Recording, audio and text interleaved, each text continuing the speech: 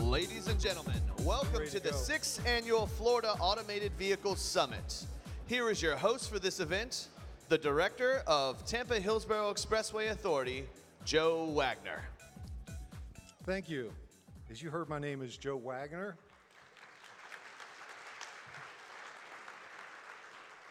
That's the first and last time I'll get an applause for saying my name. Thank you very much.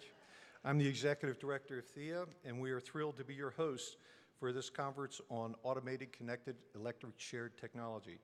I know some people like to use the acronym CASE, but to us that's kind of boring. We like ACES because we think it has a note of optimism about the future and what that can mean for transportation, which is all positive.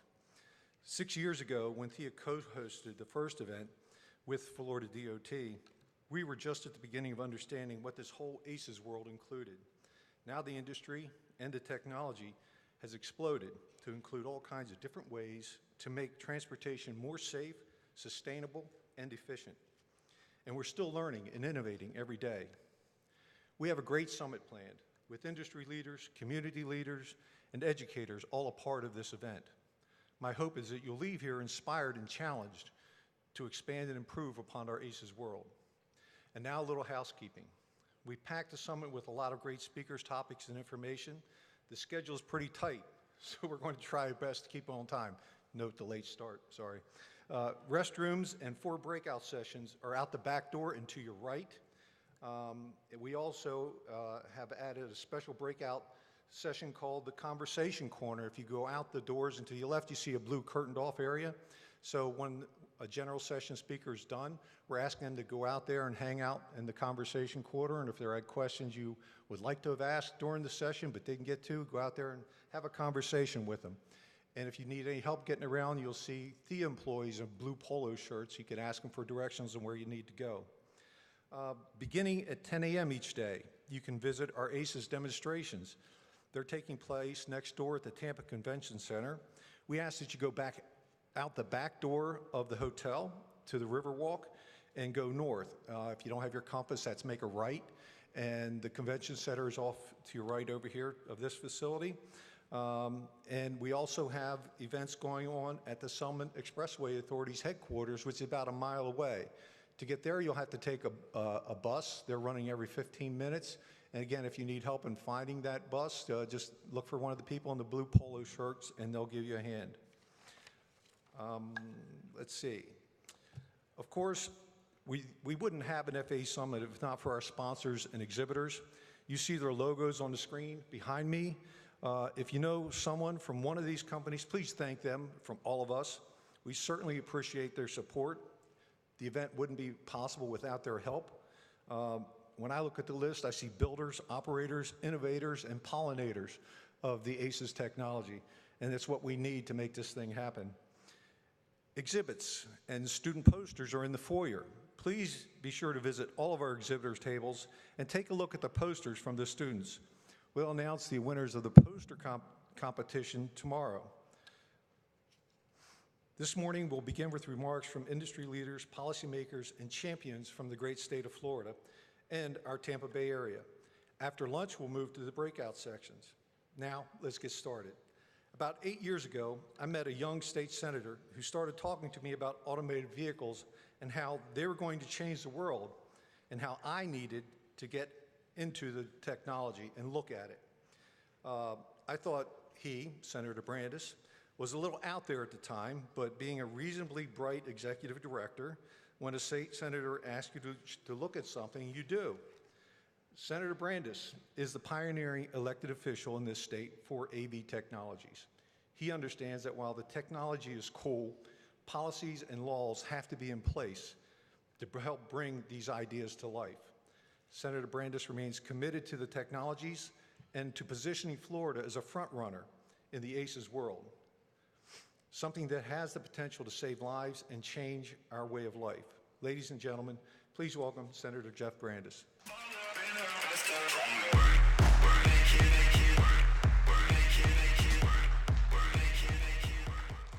Good morning. Man, it's exciting to be here. It's exciting to see what this event has become, and to talk a little bit about where Florida's going.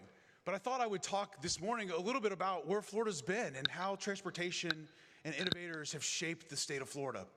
If we go back in time to 1890, we think about what Florida looked like, and an entrepreneur, an industrialist by the name of Henry Flagler decides that Florida is going to be reshaped, and he wants to create the Atlantic Riviera. And so he begins to build the Florida East Coast Railroad down the east coast of Florida. He reaches a little area called Biscayne Bay, decides that, hey, look, we can build some channels, we can rebuild this, we can imagine and build this city, and we can shape it with its different systems of mobility and channels. So much so that he creates the first newspaper there and funds that, called the Metropolis. The citizens of that region are so happy, so excited about what he's done, that they decide that they want to honor him by naming the community after Flagler. But he stops them and he says, no, I don't want you to name it after me.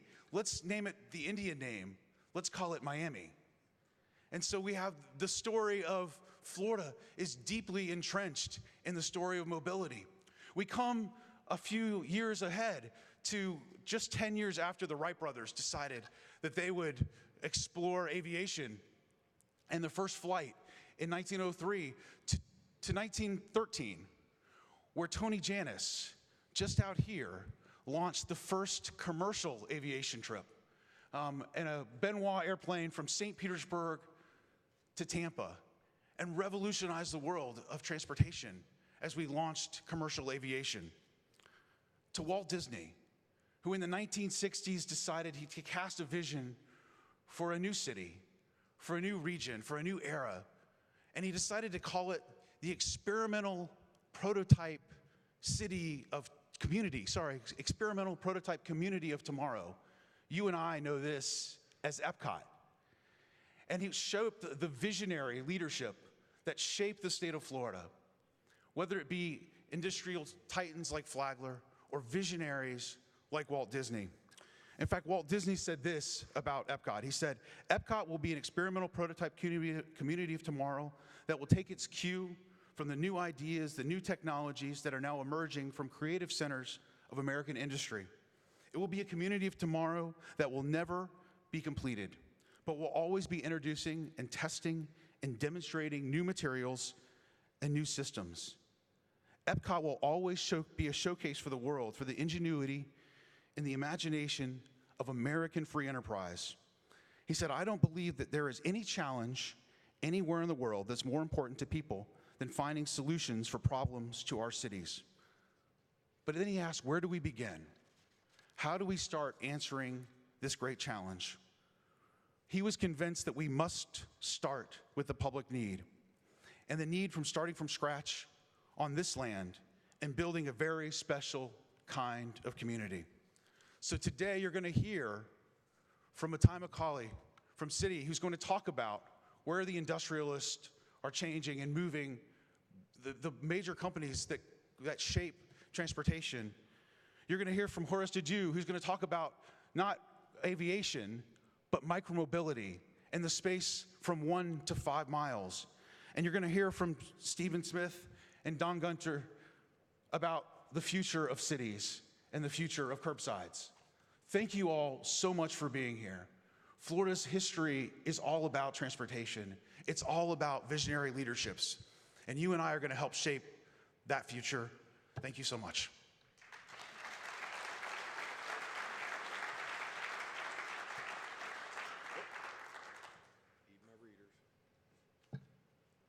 Thank you, Senator Brandes. Let's continue the discussion of what Florida has to offer with the Florida Department of Transportation From the FDOT, we have Assistant Secretary of Strategic Development, Mr. Tom Byron. Tom has served in various positions in FDOT since 1995 at both the district and statewide levels, and that was after he served as a colonel in the United States Marine Corps. Please welcome Mr. Tom Byron.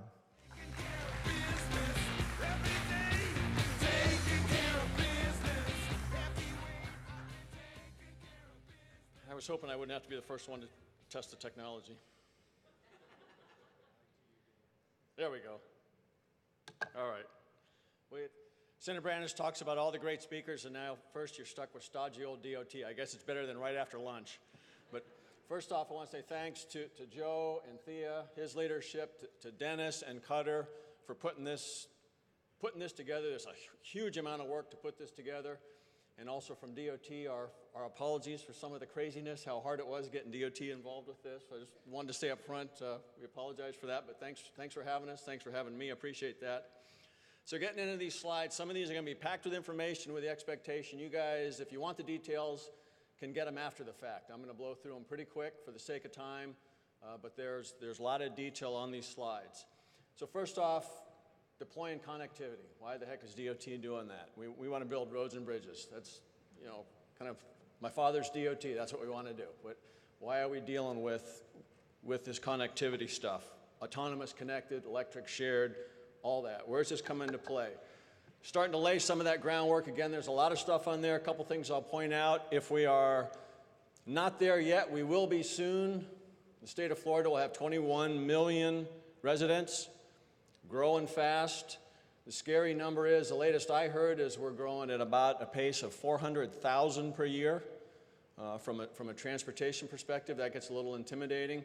Don't want to do too much math in public, but that's easy enough to say. That's more than 1,000 people a day are calling Florida home. Another scary number, this year, 2018, we're expecting on the order of 130 million visitors that we'll welcome to Florida. Between residents and visitors, that's a lot of folks that we need to be able to move around safely, efficiently, effectively. And just as kind of a data point on those visitors, roughly half will fly in, half will drive in. On the good side, good news for now is we are, the State Transportation Trust Fund, financially healthy. Kind of nudge to the legislators in the room. If the electric vehicles saturation predictions come through, we will be in big trouble in a big hurry. Right now, we're doing well in terms of what we can do financially as DOT. Also, the state's healthy. Economic development, job development, growth in both of those is strong. So we've got a good foundation for that. Specifically, the transportation system is also healthy and strong. All the modes, and in Florida, that includes space. We're a little different than some. You'll see transit's one of those bubbles up there, but one of the key ones I'll touch on here is the roughly 12,000 centerline miles that DOT is responsible for. That's roughly 10% of the centerline miles in the state, with the counties, cities, the local municipalities owning and operating really the other 90% of centerline miles. The 10% we're responsible for carries about 50% of the traffic. Ultimately, this is why we exist. This is also the main driver of why we are concerned with deploying ACES technology connectivity, facilitating autonomous vehicles, kind of all what would lump into under emerging technologies. We are game and have been game to aggressively help those that are developing those, and for, quite honestly, very selfish reasons, because if even just a smidgen of the predictions of safety and mobility gains come true from autonomous and connected vehicles, we're all in. That will be a game changer like we haven't seen since Flagler's days, or since the automobile came in from the horseless carriage, or the horse carriage in the early 1900s. This will be a game changer, which is why it is very important to us looking at this stuff. We're approaching it, trying to do it strategically. In my military mind, you got the strategy guiding where you're going, very big picture. the Florida Transportation Plan, and Senator Brandis, this is not the kind of plan that you poke at us. This is a different plan. This is very high level, set 7 goals that as a state we move for transportation-wise. Then looking at operationally, that would be like the TSM&O, how we solve some very specific problems. Still pretty big picture, but how we're solving the problems. And then you get down to the tactical level, the house-to-house fighting. That's how we're approaching the connected and autonomous vehicle type piece. That's really in the weeds, how we want to make gains, ultimately to work to solving some of the 7 goal levels or goals set in the Florida Transportation Plan. The CAV piece, again, can be a game changer, not just what DOT does, really, but just what more the private sector does, the contribution. We are being deployment focused. That sometimes gets a little scary from a DOT perspective, in that some of the stuff we're putting out there in terms of connected infrastructure could almost be summarized as spec building. DOTs don't do that generally. That's where we're going to try to facilitate some of this stuff. This is a whole laundry list, again, things that we've got going. That list is growing. I would say it applies to DOT, but it applies in general. There's still a lot of hype, a lot more hype maybe than action. We're trying to stay where we lean more towards the action side of things to figure stuff out, figure how it's going to influence us, how we can help influence where things are going for the traveling public. Some initial, very basic connected vehicle deployments we've got going. There's a SPAT corridor, signal phase and timing corridor, up and running, transmitting. There's not many people listening, but it's transmitting in Tallahassee. We've got several others in work. Ultimately, what we've got to do, though, is get beyond just the signal phase and timing. It's, from my perspective, speaking for the DOT, it doesn't do us a whole lot of good if you just get an indicator when you need to floor it to make it through the next, before the light turns yellow. We've got to get way beyond that in terms of situational awareness for all the roadway users. That's where we are trying to get ourselves to the point of, if you can have an autonomous vehicle out there, why can't we have an autonomous signal network where the signals are all talking to each other, the intersections are all talking to each other, they know what's coming, they know what's going, and we let the autonomous system, same thing, just the software that's running the vehicle, like software that's running the vehicle, software that optimizes how vehicles, bikes, peds, the whole crowd flows through intersections.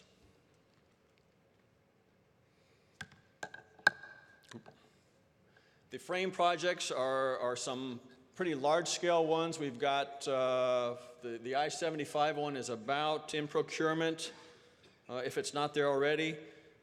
The intent here is to coordinate both interstate and arterial type movement. And as maybe the explanation or example of why that's needed, that stretch of I-75, I know that's very hard to see. It's a map that goes from a little bit north of Gainesville to a little bit south of Ocala, about 100 miles north of here.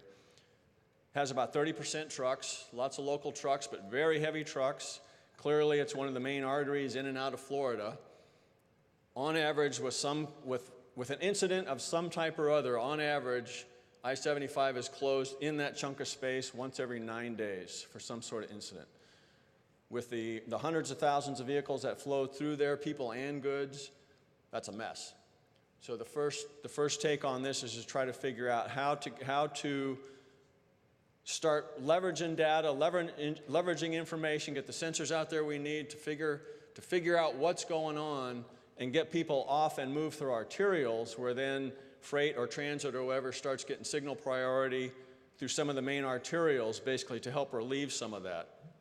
Again, to try to push stuff even further, I would like to see us get to the point where we've got, say for example, that chunk of interstate, or someday all of it, where, again, kind of with the autonomous theme, be able to pick up a crash autonomously. Let the sensors figure it out, let the sensors know it, immediately get information out, whether it's 511 or Waze or whatever, to not only the Traffic Management Center, but to FHP, to our asset management contractors who have to go clean up the mess, but probably more importantly to the truckers and the traveling public that's still upstream heading towards that crash, get them the information they need to either just be aware that there's going to be a queue forming in front of them or to just get off and go around. Ultimately, with the hope or intent in terms of a vision zero of eliminating or certainly greatly reducing secondary crashes. Secondary crashes amount to like 20% of our fatalities out there. So if we could even make a dent in that, that alone would be huge. Excuse me. Another one where we as in Florida need lots of improvement is with bike peds. We are very proud that we tend to be near the top of the pile in terms of infrastructure quality and that kind of stuff. A category where we are at the top and are not proud to be is we lead the nation in bike ped fatalities. Probably enough said there. It's clearly effort needs to be made there. This is it's one project of a piece of projects, but that will try to leverage technology, leverage some of this ACEs, particularly the connectivity piece of it, to tie in bikes, peds, and this is on the University of Florida campus.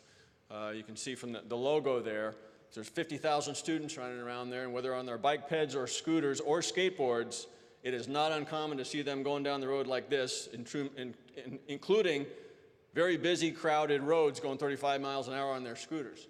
So if we can get the SPAT piece of it and expand that where it provides situation awareness to all users, that's where we're trying to take this. This is some of the first steps in doing that.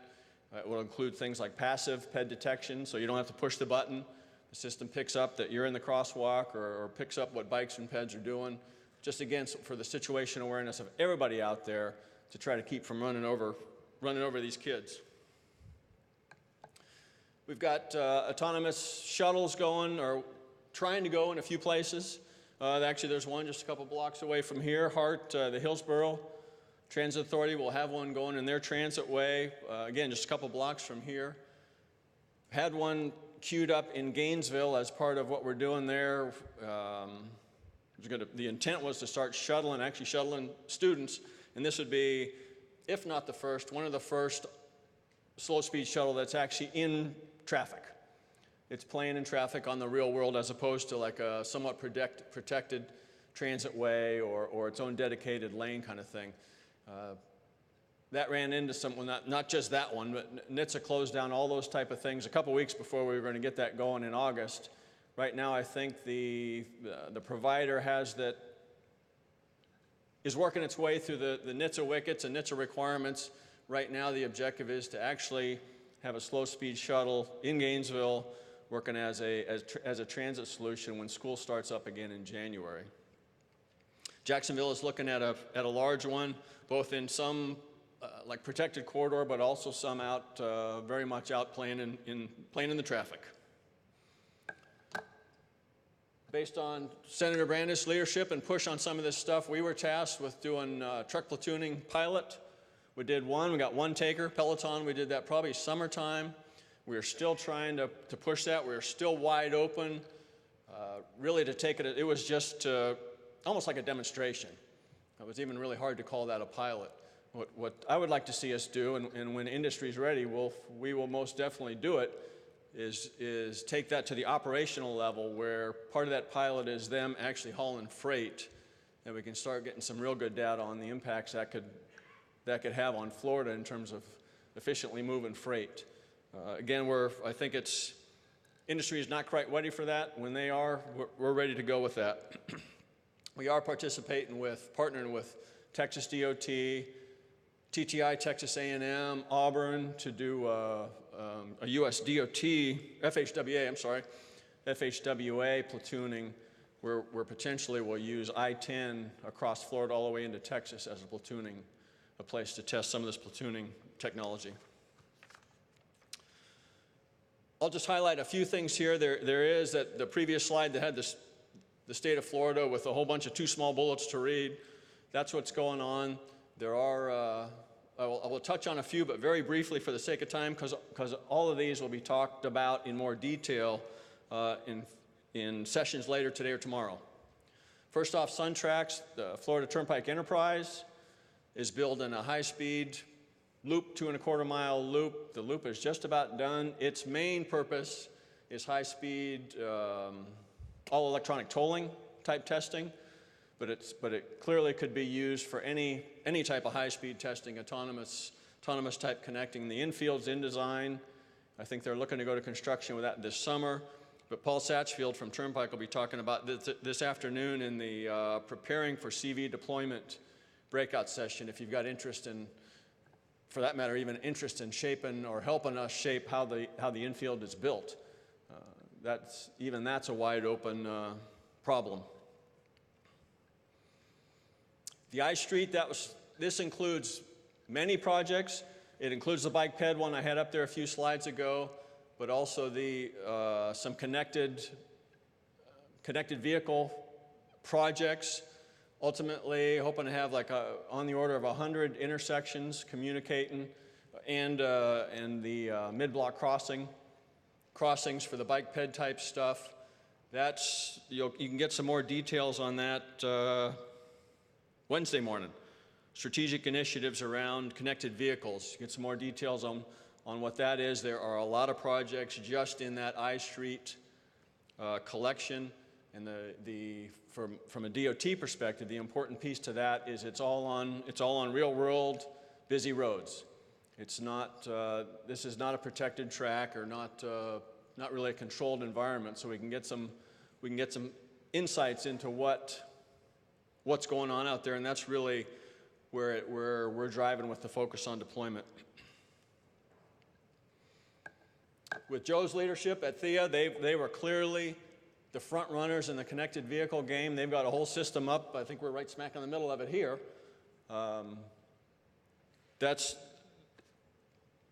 You can get preparing for CV deployment, the same one Paul's in this morning or this afternoon. You can get details there. But this one has been key, not only just basically because they were, you probably could call it the bleeding edge, but they got to learn all the hard lessons that we get to take the lessons learned and take it a step further. And that's one piece that we're trying to do with all these projects, whether it's ours, whether it's a partner agency, is very much play well together, where we're not just regurgitating each other's work, but we can actually take lessons learned and make positive steps to move the ball down the field in terms of figuring out what the impacts are going to be, where we can gain efficiencies, effectiveness, where we can impact mobility and safety. So this was a key one for the state of Florida. How DOT is preparing for ACES. Again, it's kind of it's just going to be my father's DOT. It still very much is.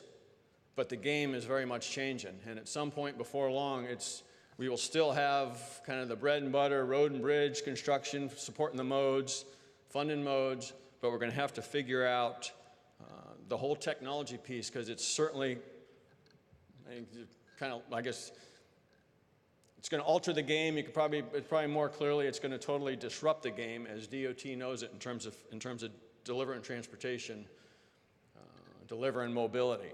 And I think you can see some of that already with what the TNCs are doing to transit and vehicle miles traveled for that matter. But we expect to see significant impacts in land use, which then we don't have a say in that, but it turns right around and very much impacts our system, travel patterns, how freight is moved, how people are moved. Again, vehicle miles traveled, that seems to be the cities that have high TNC, the traffic network companies, the Lyfts, Ubers. They're seeing vehicle miles traveled really climb, which obviously will get a DOT's attention. And again, so at some point, we will not be able to be your father's DOT. Some of the things we're doing to prepare, probably most important to this is the very bottom bullet. In DOT speak, that means we're funding stuff. We're trying as much as we can, where feasible, to actually walk the talk, not just talk the talk and not be just part of the hype machine. We're spending many millions of dollars on connected technology and trying to figure this stuff out. Another thing we're doing, I touched on it when was talking about Joe's connected vehicle project here at THEA. It's very much collaborate, coordinate. It can't be just, okay, I'll repeat what he did. It's moving too fast. We have got to build off each other and not just kind of the status quo. Well, you do your thing, I'll do my thing, and in between, they'll never meet otherwise. Collaboration is probably the key piece in this. Now, some of the planning, Senator Brandis, that you can poke us in the ribs, and usually do poke us in the ribs, and should keep poking us in the ribs, is the long-range transportation planning. That's our base year is like 2045. We have 27 MPO, TPO, metropolitan planning organizations, or transportation planning organization. That's kind of the local entities that are involved for the planning their transportation solution and network locally. They look to us for a lot of the planning. They are required now to include connected and autonomous impacts to their long-range transportation plan. And again, when your base year is 2045, when someone tells me they've included autonomous vehicle in their 2045 plan, I just try not to laugh, but it's, who knows? And it's one we very clearly struggle with. If it's any consolation, as much as we struggle with it, and as a long way as we've got to go figuring out assumptions and unknowns, we're actually ahead of the crowd. We just found out that the city of Chicago is using that, their MPO is using that to help guide their planning. But still, there is a long way to go when it comes to actual long range, trying to figure out, okay, what transportation assets are going to need in 2045? We are a long way from having a clue what that's going to look like. I'll go quick on this one, but one of the, you probably have all heard the, data is the new oil, or data is the new commodity, or whatever the buzzword is. Data is going to be king.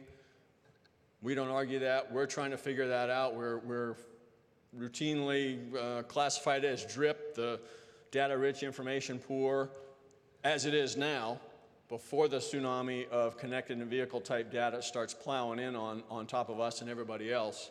We are making efforts to keep up with that as much as possible. I'll go to the conversation area if anybody wants details on how we're doing that, any of the details of that stuff. One thing that I will mention, though, with kind of the, your father's DOT,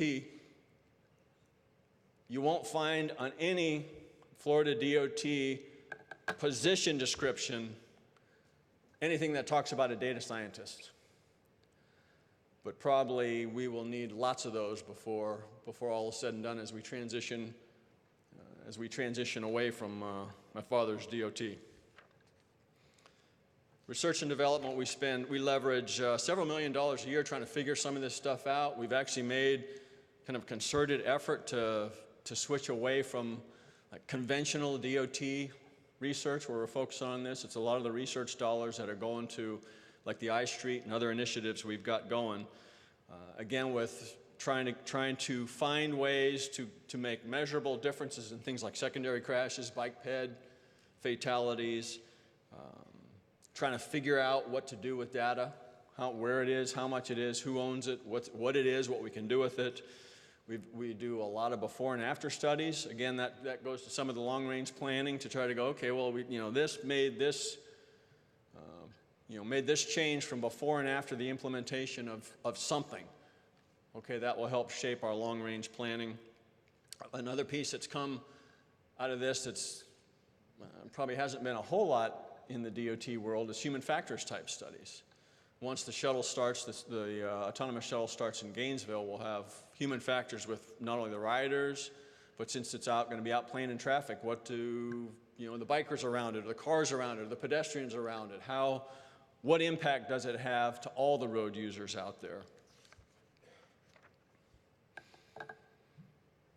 Finally, in preparing for the ACES onslaught, we are partnering as much as we can, anywhere we can.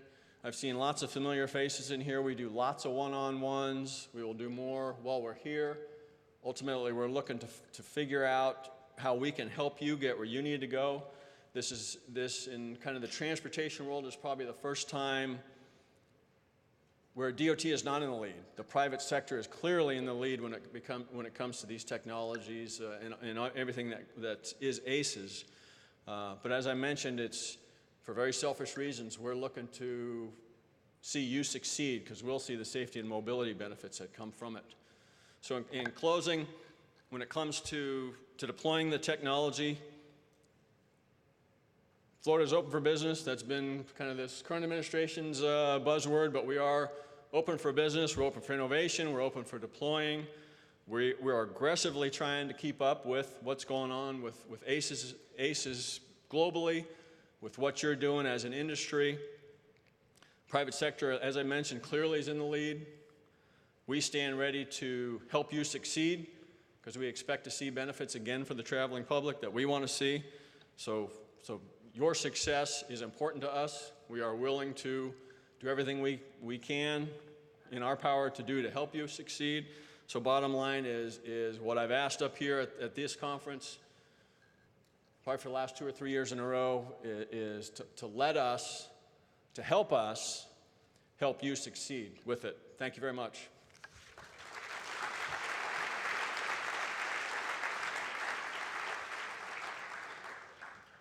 Thank you, Tom. Every time I see DOT talk about their efforts in this area, I'm impressed by the scope and range of effort that Florida DOT is putting into this. It's well done. It's impressive. And I learn something every time. So thank you. More housekeeping here first. Each of our sessions, general sessions and breakout sessions, are eligible for professional development hours, and there are forms, for example, there's a purple and an orange form on a table back there at the center door. If you're interested in applying for those hours, pick that up and fill it out, and you'll be on your way.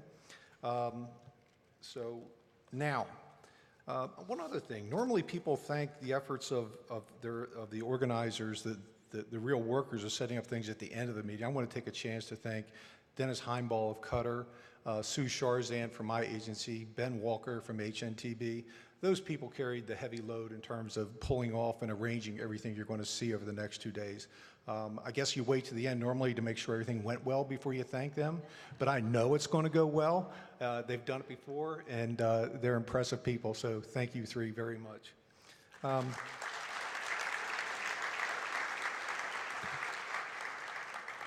Soon after we started organizing the annual Florida Automotive Vehicle events, we recognized that there are many people in Florida who have embraced ACES technology and the promise it holds for our future. To honor those leaders, we created the FAV Leadership and Innovation Award. Appropriately enough, Senator Brandis was the first awardee. After all, it's his leadership which lit the torch that brought us here today. This year, we wanted to continue the tradition by choosing someone for whom innovation is not simply a word, but really a way of life. We've asked Senator Brandis to introduce the 2018 Florida Automotive Vehicle Leadership and Innovation honoree. Senator, Tom, why don't you join us up here?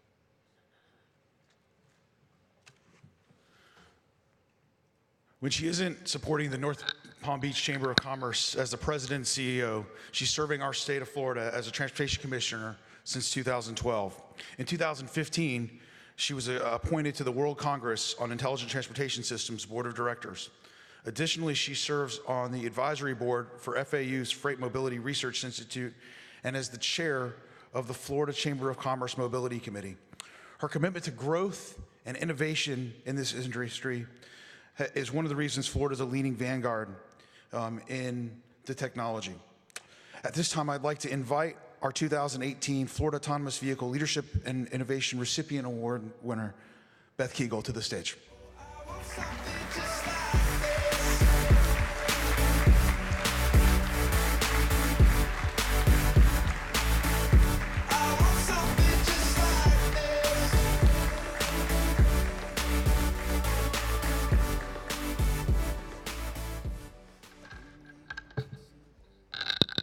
Wow, there are a lot of people out there. Good morning, everyone, and thank you. I have to tell you, a few weeks ago when Senator Brandis gave me a call, usually when Senator Brandis calls, I think Joe Wagner may have said this earlier, you jump to and want to know, where do you have to be deployed? And that's actually what I thought was going to happen, but he called and he informed me of this amazing award, which I have to say left me speechless, and I know many of you have known me for many years. It's pretty hard to do that, and I think the second time that happened is when Anant Prasad wanted to take a picture of me by one of those really big posters. I'm sorry, I talk with my hands. One of those really big posters, and I think he just wanted to maybe get me off kilter here a little bit. I want to turn this around a little bit. When I look out in the audience, I see so many people that I've come to know over the years that care so much about making Florida a better place to live, a better place to work, a better place to visit. And I have to tell you, it has been very inspiring to me. It's also my opportunity to embarrass a couple of people who are here as well. I want to thank Joe Wagner because Thea, as well as the other expressway authorities, they get the austere pleasure of presenting to our commission once a year about performance and whatnot. But when I had the opportunity to first hear Joe Wagner speak about innovation and saving lives and how much that means to him and what he thinks about every day, I have to tell you, I was all in at that point. Senator Brandis, who I consider the lead innovator in the state of Florida, who's backed that up with legislation, sponsoring and supporting key legislation to open things up for the state of Florida. And I've actively seen him work to convince private sector innovators to come into Florida and invest. One of our former DOT secretaries is here with us, Anant Prasad. I have to tell you, I was so impressed by the great way he has always been able to articulate vision and take technical concepts and translate those to people who are just residents and businesses and have it all make sense. And as a commissioner, it's something that I always strove to emulate because I feel like that's a tremendous role that we can play, is going back into our communities and helping those in our communities understand this great work and what it means to them. I also want to thank the Florida Chamber Foundation. In a couple of weeks, many of us will be at Babcock Ranch for the Growth and Infrastructure Summit. It used to be called the Transportation Summit. And because of the Florida Chamber Foundation and its great work, we now have a Florida 2030 plan that's being launched where business leaders are using words like Internet of Things, big data, autonomous and connected vehicles, electrification of vehicles, and it's just an amazing thing. And those of you that are from the private sector in the room that I've come to know, I hear from all of you that you're here because you believe in Florida and where it's going, you believe in its mission, and you also want to help make a difference. So there's unbelievable collaboration happening in Florida, and there are project implementations that many don't know about. All of us in the room do, but there's so many who don't. And actually, a little over a year ago, I was asked to give a presentation about Smart Florida. And of course, I had to go to my supreme fact checker, Tom Byron, and I sent him that presentation. I said, please, I want to make sure I'm on track. And he said, Beth, you're missing the UF test bed. And I said, UF test bed? I didn't even know that's my school. I didn't even know that existed. And I started learning about spat and trapeziums, and I actually fact-checked Tom because I was really good in algebra and calculus, not so good in geometry. Trapezium sounded like a geometric shape, and by golly, we have a trapezium, spat trapezium, that's being implemented in Gainesville, which is really incredible. So I always wondered, how is it possible that the general public and others don't really know these incredible things that are happening, this incredible leadership? And what I came to know from everyone who's working feverishly on this is that everyone's working hard, got their head down, they have their foot on the accelerator for now, because we still need to do that. with the understanding that just as Joe had talked about saving lives, that really impacted me, that we have to keep our eye on the prize, and everyone's afraid that if we lift our head up just for a short time, we might delay all of that tremendous progress. So, to whatever end that someone like me can help connect the dots for members of the public to embrace all that is to come for early adoption, to make your implementations a bit smoother, or shine a bright light on all that is being accomplished here so that innovators, even outside of Florida and around the globe, will want to invest. I'm truly honored to do so, and I just am honored to be a part of all of this. And I would be very remiss if I didn't give my biggest thank you to Governor Rick Scott, now Florida's U.S. Senator-elect, for appointing me to the Florida Transportation Commission back in January 2012. I'm not sure that he knew where this was all going to lead, and I'm not sure that I did, but I have to tell you, it has been a wonderful discovery process, and I am so grateful to him for that, and I wanted to make sure that I acknowledged him for that. So thank you all for all that you do, and we have such great momentum going through the state of Florida. Let's make sure we keep that going. And I know I'm the only thing standing between you and enjoying this amazing summit. So I just want to thank you all very much again. And thank you for this honor.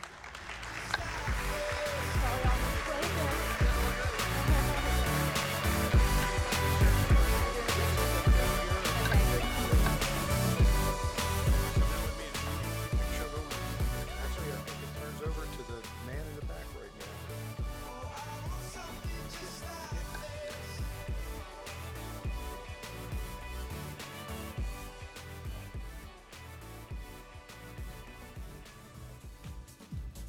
Ladies and gentlemen, for our next session, Autonomous Vehicle Networks and Micro-Mobility, please welcome to the stage Bloomberg's Detroit Bureau Chief, David Welch.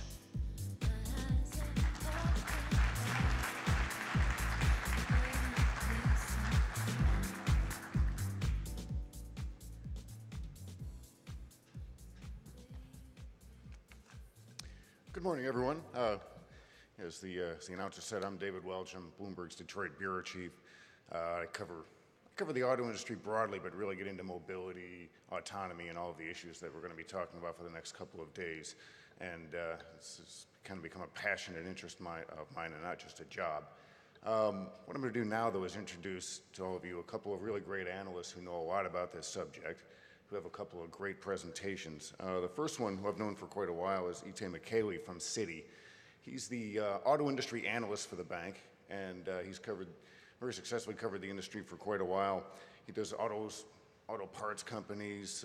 He and I were kind of job boating all that GM did, General Motors did, that is, yesterday, and then kind of looking to the future. Because if you look at what General Motors did, they cut a lot of people in the old school core automaking business so they can plow money into autonomous vehicles, mobility services. And that's where the world is going. And Itay's been kind of at the forefront of covering a lot of that and pointing out that that's where the industry is going. In 2012, he was named by Business Insider as one of the 36 best analysts on Wall Street, and he was ranked in 2016 #1 for stock picking accuracy in the Thomson Reuters Analyst Awards. That's my competitor, but because it's Itay, I'll give him some props for it. And the other great analyst you're going to have this morning is Horace Dediu with Simco. Horace kind of earned his stripes as one of the best analysts covering Apple. He's a big data guy. Fortune magazine actually named him King of Apple Analysts, but now he's really into mobility services. He's into micro-mobility, and I think he's going to have some really interesting stuff for us to dig into in terms of what consumers are going to want and where things are going. So both of you guys, come on up and join me on the stage and show everybody what you've got.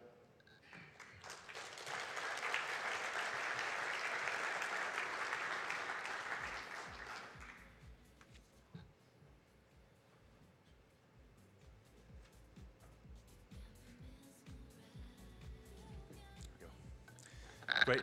Thank you very much, David, for that introduction. introduction, and I want to thank Senator Brandis for the invitation to be here. It's great to be with all of you to talk about one of my favorite topics, autonomous vehicle networks, and compare notes. I'm sure I'll learn a lot from a lot of you throughout the course of the session. So before I begin, some housekeeping. Coming from a bank, I do have our legal disclosures for any companies we might discuss today. So if any members of the media would like those, they're over there, and if you can't find them, please see me and I'll make those available to you. So I guess we can go ahead and begin. Let me try to think the first slide. So the topic for me today is going to be autonomous vehicle networks and where we see the industry headed, and really try to attack some of the misconceptions that are out there. You know, my job at Citi is to cover the automotive industry from the investment perspective. And, you know, one of the things that often comes up, the first questions on autonomous and electric in terms of the industry and the impact is, oh no, here comes this disruption, everything is going to change. Isn't this sort of the best days of the auto industry today? Aren't we at some sort of a peak? And you know, when I look at the opportunities out there and some of the changes, I think about things a little bit differently because there is today what you can argue, and historically in the automotive industry, sometimes stakeholder interests were not aligned. You know, oftentimes in my world, you know, what the automakers have to do to make their cars more efficient or safer tends to come at a financial cost. I think what makes autonomous vehicle networks very different is that there's a much greater alignment of stakeholder interests because there's frankly a lot of profit opportunity, you know, ultimately in a lot of this, both in terms of new revenue streams, think of big data monetization, you know, unlocking time spent in vehicle, as well as also potentially completely reshaping the automotive value chain. You know, people in my seat tend to think of the automotive industry as we sell about like 100 million vehicles globally per year, about 17 million here in the US, and there's some, you know, sales price attached to it, and that's sort of your market. But when we think about the automotive market today, and where we see a lot of progression and therefore rapid movement in autonomous, is that when I look at the market, I don't think just about new car sales times some sort of a price, but rather the total lifetime revenue of a car today.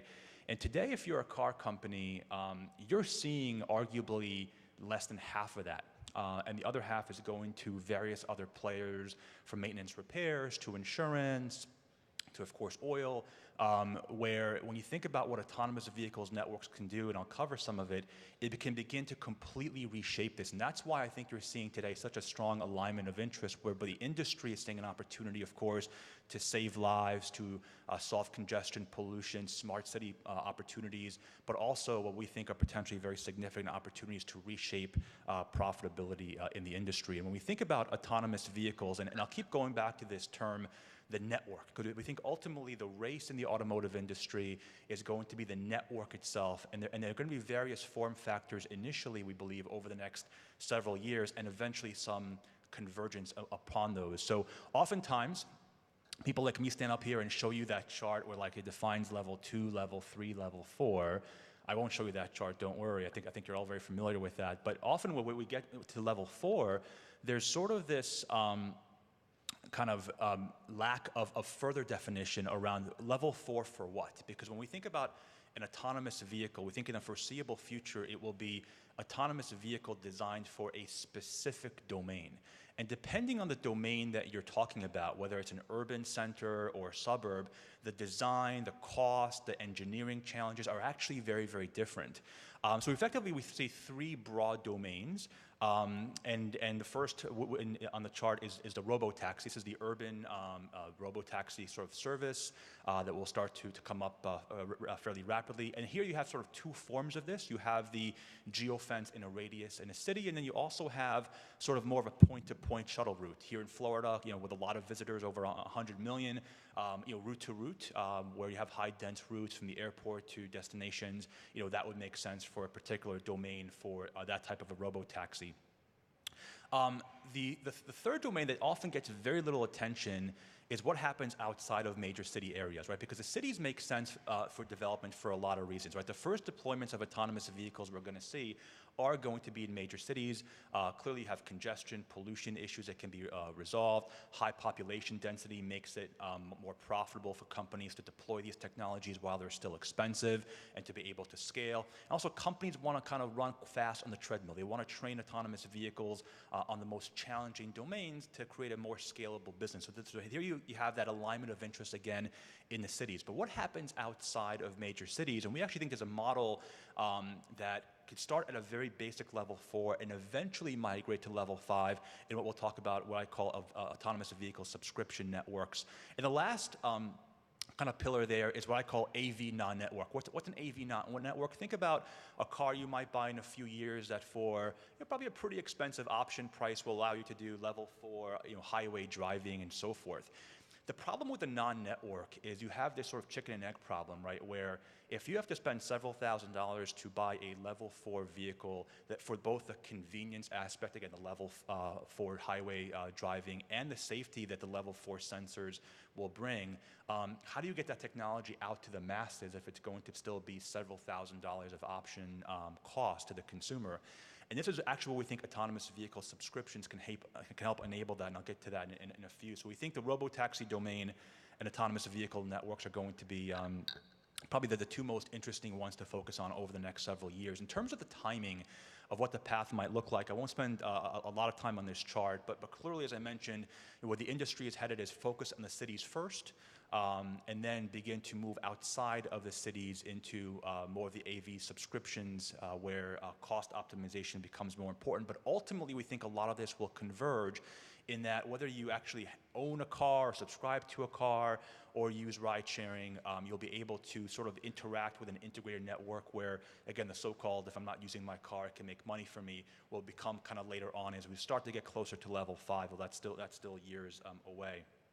So let's talk a little bit about the urban robotaxi business. I'm sure it's a lot of interest to a lot of you. When we think about this market and having modeled it for some time now, this is a very, we think, lucrative market because there is a network effect that the different players are vying for. So first, we tend to look at this as individual cities. What we do on my team is we actually go into individual urban areas. We model what we think the revenue could be from a robotaxi domain. We then actually look at the vehicle sales in that city. We assume those vehicle sales go away, and then we assess different car company exposures to those individual cities. By 2030, we think the US will have about 3 million robo-taxis on the road. It's still a pretty small percentage of the overall miles driven, but a healthier percentage of what we believe are the urban-suburban miles driven. When we look at the addressable market in terms of what the opportunity is, kind of on a big picture over time, we think it could be maybe a $900 billion market when you think about kind of half the miles driven being in the urban-suburban domains there. What we see the industry, though, kind of fighting for is the network effect, right? Because we believe very strongly that an urban robotaxi has to be a purpose-built vehicle. It can't really be a retrofitted vehicle, and that ultimately the congestion issue has to be solved, at least partially, by having pooled or shared rides. So you don't want to have unintended consequences where everybody is showing up with a particular robo-taxi for single rides, and then you create congestion and pollution, particularly because initially these vehicles may be more optimized for safety as opposed to agility. So to us, the race in the urban robo-taxi battle that we're seeing today, and this race is literally commencing in the months and years ahead, is who can sort of build an early mover advantage that as they launch and deploy these vehicles in an urban center, with a little bit of time, those vehicles can continue to learn in order to become safer, more agile, and then ultimately have a load factor, or the number of people and things that can be fitted into a particular ride or particular mile in order to create even a lower cost. And that's why, in my world, we often debate whether, how many kind of players can dominate this market. And we believe this is effectively a few winners take all in terms of the urban robotaxi. Although it's a few winners take all by particular region. So literally every city becomes its own battleground. And those players who can build these networks of safe and agile vehicles, and this is a big challenge for autonomous vehicle engineers, is to optimize both safety and agility. And then, of course, as you're able to launch and build up customers, if you're able to then have 2 or 3 or 4 people per ride on average, your cost per passenger per mile declines substantially. And that builds that network effect. So we think this is actually going to be a very profitable market, which will continue to drive the major players to push it even forward. And again, within this, you'll also have the particular route-to-route autonomous vehicle services as well. The one thing we've learned, I think, over the past year is that the engineering challenge in urban centers is very, very difficult. It pays off to know the roads very well that you're operating in, and that route-to-route is actually a fairly simpler, nothing here is simple, but simpler engineering challenge in a large radius. So that gets us to the second model, right? Because oftentimes, as bullish or optimistic as we are on the urban robotaxi opportunity, there's one thing that we don't completely buy into. We don't completely buy into this notion that rideshare necessarily, from autonomous rideshare, is going to be the most dominant form everywhere, because there is some value. Right? You often hear that statistic about, oh, the car is idle 95% of the time, but when you're not living in a particular area where transportation is readily accessible, whether it's public transport or rideshare or eventually urban robotaxis, what you're paying for by having a car is that instant freedom, the instant access to mobility whenever you want it. So what we kind of thought about is what happens beyond the urban centers? What happens in the suburbs where actually having a car at your disposal 24/7 is pretty important to you? And we think one model that can sort of become the first stage in eventually kind of mixing it all up from an ownership and rideshare perspective is the autonomous vehicle subscription. So what is it? Effectively, you would go to, let's say, a dealer, and instead of having buy and lease, you have a third option, which is to subscribe to a car. That car may or may not be electric. Electric certainly helps the cost equation, but the car would be level 4. It would be an autonomous vehicle, but it's not a level 4 car that can be, again, there's no such thing as sort of a car that can be autonomous everywhere. It's level 4, at what domain. And the domain that this vehicle would be limited to initially is only without a human in the car from the hours of, let's say, 10 or 11 p.m. till 5 a.m., and only on particular routes. So first of all, from a design perspective, if you know the routes that the vehicle is designed for, that creates a simpler engineering challenge. It's able to also reduce the cost of the autonomous vehicle system to make it more affordable. And you might ask, well, wait a minute, what good is it to me if there's no human in the car at 2 a.m.? I don't understand what you're talking about. You can enable some very substantial services to consumers, all the way from vehicle swaps, having all your service done in the middle of the night, let's say at a participating dealer in the network, peer-to-peer sharing. I'm traveling, today here in Florida. Maybe last night my car could have gone to a dealer and then gone to a peer-to-peer lot, be shared today, and when I come back, it's there for me with the transport of the car happening again in the middle of the night with no humans. And by creating this domain, you're also, of course, improving the safety envelope, which allows you to deploy in the suburbs faster and learn those roads and begin to start to set the basis for an eventual level 5. Now, why is this something we're actually pretty excited about? Because it can pay for itself, right? And when it pays for itself, you're able to then sell consumers a vehicle and say, you don't have to pay $7,000, $8,000, $9,000 for that level 4, right? Because when that car is not in driverless mode with no humans at 2 in the morning, it is still a safer vehicle for you when a human is driving it. So in terms of deploying safety faster, and in terms of creating these networks for business purposes, but also for training purposes towards eventual level 5, it has to sort of, it has to be something that closes the circle to make sense for everybody.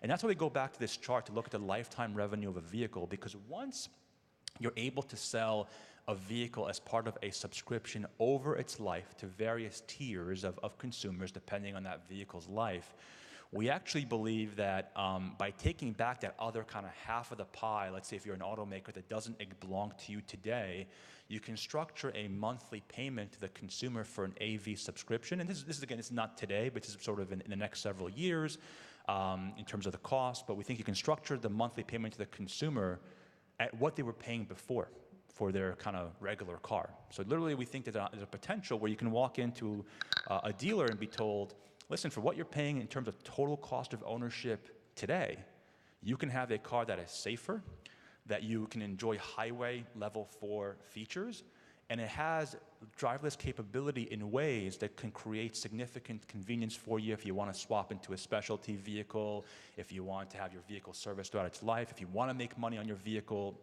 through various peer-to-peer lots, as well as potentially the car going in the middle of the night to get deliveries for you and coming back.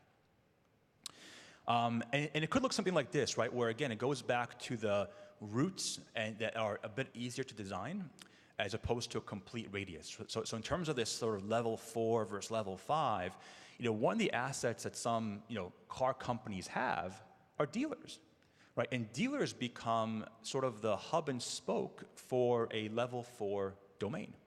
So if we've learned over the last year that, all of this is really challenging, but if you can define particular routes, if you can optimize more for safety and less for agility, which at 2 in the morning you can certainly do because there's no human in the car, there's no passenger in the back that's late for a meeting, you're able to start deploying this technology in a very economically efficient manner for consumers, increase adoption, increase the training of the vehicles, and eventually start to increase the scope of what these vehicles can actually do.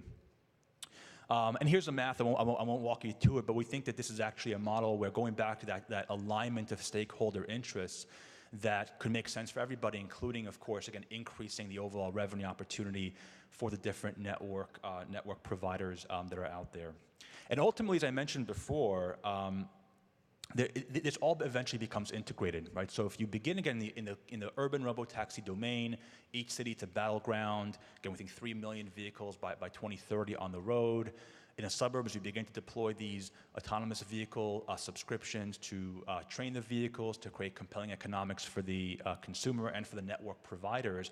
Eventually, it does come together where once the vehicles in the suburbs are very well trained and the costs come down a bit more, then you can start to have an integrated networks where your robo-taxi company might be the same company or partner with a company that you subscribe your vehicle to, and then you might buy a car on the basis of, hey, I can lend my car not just at 2 in the morning, for the day where somebody drives it and it comes back to me the next night at 2 in the morning, but when I'm at work, and that gets into a bit more of a level 5 domain. But the early stage is the urban center, the AV sub in routes, we believe, and eventually it begins to converge together.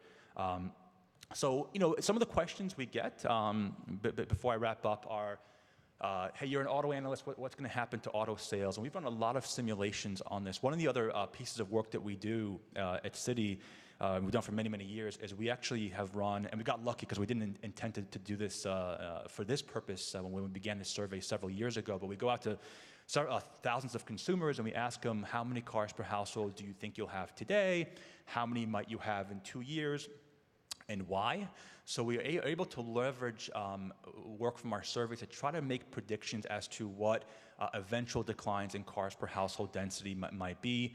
One of the points I'll make again in the next few slides is that the impact here will be very, very different depending on cities, as well as versus suburbs, as well as particular segments in the overall market. So in our modeling, we kind of separate vehicle segments that we think are not really at the scope initially of the autonomous shared mobility business models. And that would be large pickup trucks, maybe large family vans, vehicles that simply aren't quite shareable under today's business models. And then so we put those aside and we take everything else into our model. And then we assume that 4 states, including Florida, kind of lead the way in terms of deployment. And we assume that those states experience declines in vehicle density consistent with some of the, just to be conservative, the worst that we've seen in our past survey. And we think the impact, here on auto sales is a bit of a stale chart, but we think is certainly modest. We are selling over 17 million vehicles in the U.S. This year, and our kind of base case is about 15.7 million over time with this model. If we do a bit more of a conservative stress test, maybe we get to 14.5 million units. And I'll come back to that point because when we kind of think about this market, okay, well, auto sales start to potentially decline to some extent. The impact, and we think as we look at the industry, is going to be very, very different on different players. So what changes the least? As I mentioned, business models in rural areas, particularly if you're pickups or large pickup trucks or large SUVs, these we think are sort of the least affected by all of this. And of course, the most would be what happens in the cities and surrounding areas, as well as, of course, this network effect that we talked about that could lead to sort of fewer players having a larger share, albeit a larger share of a pie. So it is literally a race that is out there today. But depending on what your exposure is today in the automotive industry, both in terms of region and segment, how imminent this is for you could be very, very different. And one example of that I'll just show in terms of data is pickup trucks. Pickup trucks obviously have a very, very important segment in the U.S. For many different reasons. And when we look at data at a county level, and we sort it out by population density. So the theory, of course, being that the more population density a particular city or area has, the more likely or the more suitable it is for a robo-taxi model. When we look at the overall market for the top 50 counties on the left-hand chart, this is basically the entire U.S. Vehicles on the road in the top 50 counties, sorted out by high and low population density, and we compare that to full-size pickup trucks, we can actually tell that full-size pickup trucks are less concentrated in some of the most highly dense populated areas that are out there. So that's a key point for us when we think about the impact. It's not just about what do auto sales do given the rise, but what are the regions and segments affected, and what is on the other side, the network effect that's ultimately created and different players out there. And then the last point I'll make before I hand it over, and then we'll get into Q&A. This is a bit of an older analysis, but there is this thought, even globally, that all of this, again, will mean fewer vehicles on the road globally, but there are a lot of markets around the world that still have very, very low vehicle density, right? The GDP per capita threshold a country has needed in Auto 1.0 to have a large or healthy amount of vehicles per household has been a very high threshold of GDP per capita. And we think that potentially with kind of autonomous electric shared mobility, you could have a case for 8 million additional vehicle sales, again, more on a global level. So again, going back to the differences between the various regions. With that, maybe I'll hand it off to Harsh. So thank you for your time. I look forward for the Q&A.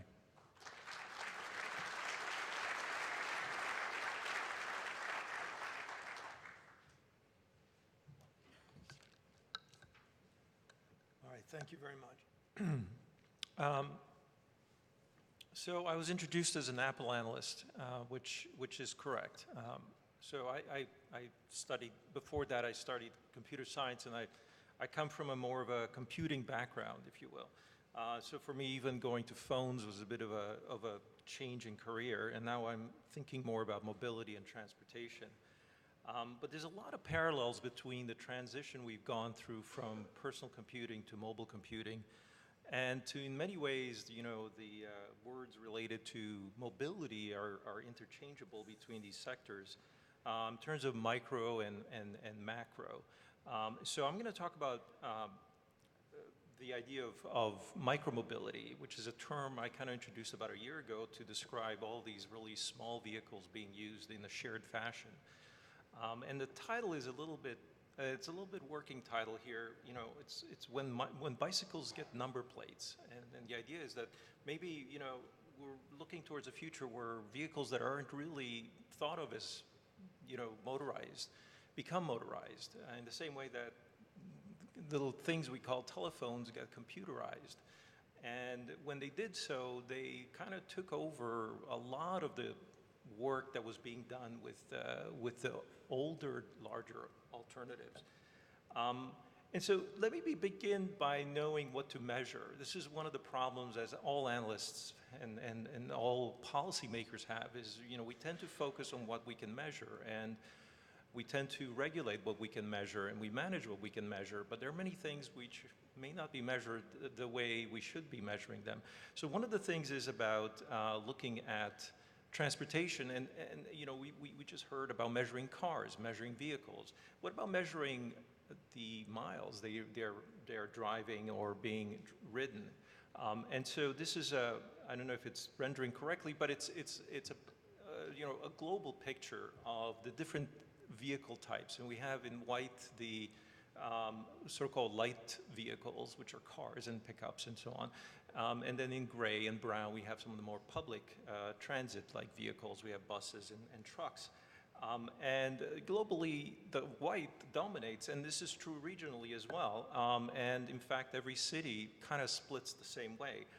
And so in terms of worldwide passenger miles, this is the split right now in terms of light vehicles, very small motorized vehicles like motorcycles, buses, trains, and aircraft. And altogether, I'm just going to throw it out there, is a big number. It's over 30 trillion miles are being consumed every year globally and generated, you could say, or consumed by vehicles. And it's a big number, and the biggest of all is the light electric vehicle. Oh, sorry, not electric, just the light vehicles, which is the white box here. And so let me break that down a little bit. If we take the personal versus public transit, the personal vehicle miles, and bundle together some of the smaller ones as well as the big ones, and we kind of break it up into a matrix, we get this 4x4, 16 tiles. 16 tiles representing all the miles being driven through personal vehicles worldwide. And in fact, they split, if you were to sort of put them as different geographies. So the United States has about a quarter of that. The EU has about a quarter of that. China has a very small part of that, and growing very rapidly indeed. But you have everybody else in the white segment there. So the U.S. is a very, very big part of this, and each tile again represents 1/16 of the personal transportation market. Now, the interesting thing, though, is that when you start to look at how this splits up, and again, I don't know if it renders correctly on the screen, I guess not exactly, but let me walk you through that. The colored part of the pie chart represent short distance miles. The red ones are very short, under 7 miles. And the yellow is between 7 and 16 miles, and the white are above 16 miles. So about half the market are short distance, and half the market is long distance. Short meaning about 16 miles. Maybe not short for everybody. It's certainly not walkable, but it's pretty short compared to what we think a car can do. We talk about electric cars having hundreds of miles of range as a necessity, and yet most trips that are taken are short trips. And so if you were to take those miles, remember I said that there's these 16 tiles approximately, and break them down into short, medium, and long distances, you'll see that the red ones represent the short distance, and these are, again, less than 6 miles. And the yellow, sort of the intermediate, up to 16, and white, everything else. I didn't break down the motorcycle trips so much, but that's what it looks like in terms of distance of trips. So the entire United States you saw before, now of course it's not the same tiles, but as many trips are taken in the United States, globally it's that number of short trips that exist. So where am I going with this? If you were to then spread these out where the horizontal axis represents a distance traveled, things are very stacked up towards the low end, right? You have 0 to 6 miles, you have a lot of miles. You have 6 to 12 miles, you have a smaller set, and everything else is sort of spread out going all the way to hundreds of miles. And in fact, this is from the census data. You see the distribution of mile distance versus the probability of that distance being traveled. So you have a similar pattern emerging there. And that's where I drew this, that's how I drew this, is based on this data. And so I thought, that's rather interesting that things are stacked at the low end.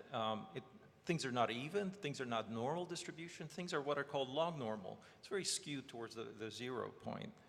And so you can kind of draw a line between the colored boxes and the white boxes. Clearly there's a kind of a borderline there. And then we can sort of put these two next to each other. Sort of The short distance and the sort of not short distance, and again, this was in a pie chart, but now it's got tiles, and each tile represents a certain set of miles. And the question is, how many are there? How many are there where? And how quickly could we convert these miles into another vehicle? Potentially another vehicle, maybe another way of driving as well. But I like to think in terms of miles and vehicle types. So let's take a look at this one tile. This is one of the 0 to 6 tiles. And if you were to sort of zoom it out and ask, okay, where is micromobility going to fit within this? Well, we've started already with scooter sharing, as you know, and we had before that bike sharing, and we have potentially new modes coming on stream, things like scooters that are electrified, sit-down scooters, I should say, kind of mopeds that are electrified, and potentially even 3 or 4 wheel vehicles, so-called neighborhood electric vehicles or low-speed electric vehicles that may get shared as well. And in fact, this is data that's just come out from San Francisco Bay Area, showing just how those vehicles are used. And I'm just going to overlay here some of these characters, if you will. So you have the scooter sharing, which is the distribution of trip distances that they're used for. Then you have electric bikes. Then you have the sit-down type scooter, which is, in this case, Scoot Networks in San Francisco. And you can see the more power you add to the vehicle, the more it tends to go longer distances. And again, this is between 0 and 6 miles in the probability of distance traveled. So there's very few miles being traveled with these new modes beyond 6 miles.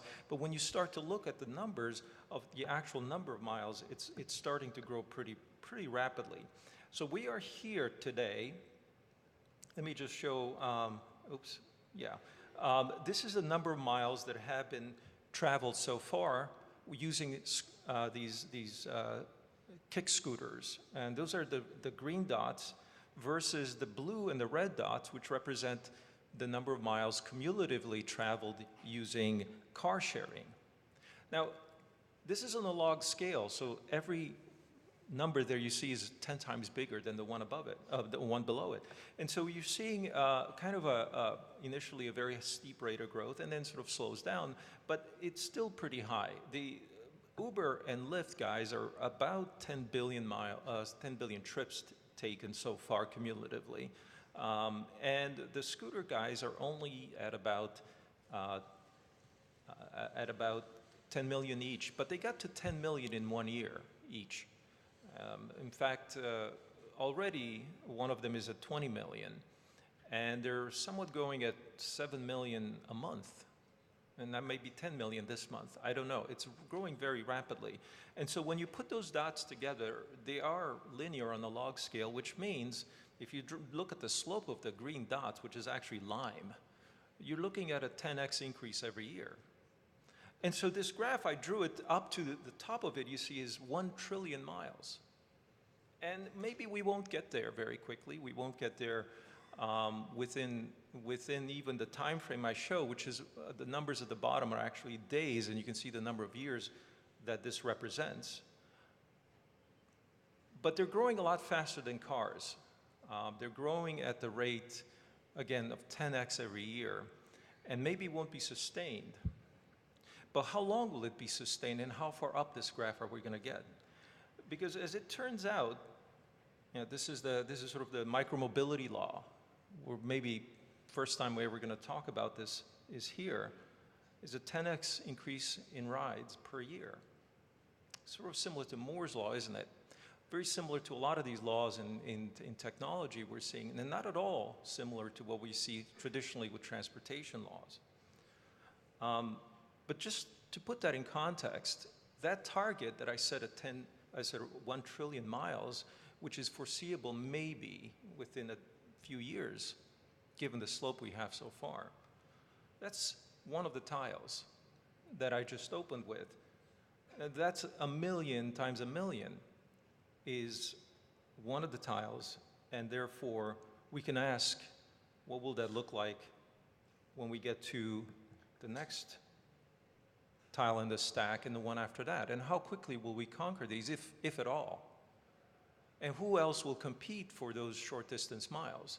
The thing about micromobility is not that it's particularly better.